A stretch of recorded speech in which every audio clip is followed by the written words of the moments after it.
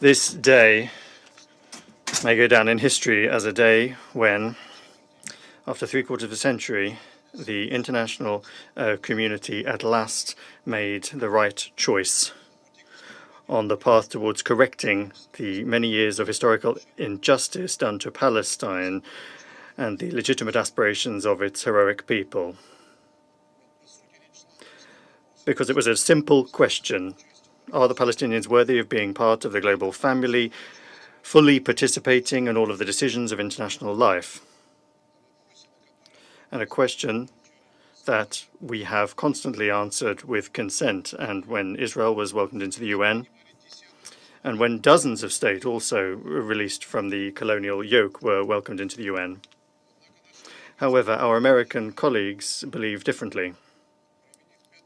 Having for the fifth time since the beginning of the exacerbation in Gaza their veto, they have once again demonstrated what they really think of the Palestinians. For Washington, they do not deserve to have their own state. They are only a barrier on the path towards realizing the interests of Israel. For that reason, the United States is ready to the last to turn a blind eye to the crimes of Israel against the civilians in Gaza, not noting the illegal settlement building activity in West Jerusalem on the West Bank. The aim is to break the Palestinians' will, to force them once and for all to submit to the occupying power, to turn them into servants and second-class persons, and perhaps to once and for all force them out of their native territory. That policy is only having the opposite impact. At present, an absolute majority of the global community supports Palestine's application to become a full member of the World Organization. The suffering of Palestinian civilians is resounding in the hearts and minds of millions of people around the world. In countries that supply weapons to West Jerusalem, there are louder and louder voices calling for those supplies to be banned.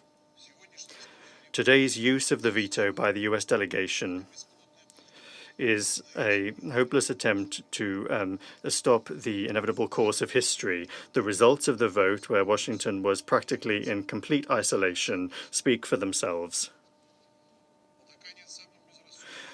With the most playing into the hands of the most irrational actions by their ally and reluctant to find just solutions on the basis of the existing international legal basis, is a direct path to the further sliding into the mire of war which could encompass the entire region. If the United States and Israel benefit from this, then it will only be in the short term. At the same time, Washington will once and for all remove itself from the list of peace-loving and respected states, having fully shared responsibility with its Israeli allies for the deaths of tens of thousands of Palestinian civilians. And that is not worthy of a great power, and history will not forgive you for that. We call on the United States to listen to the voice of reason, to think about the consequences of their decisions, and to immediately join in the efforts of the other members of the Security Council to establish an immediate ceasefire in Gaza. Thank you.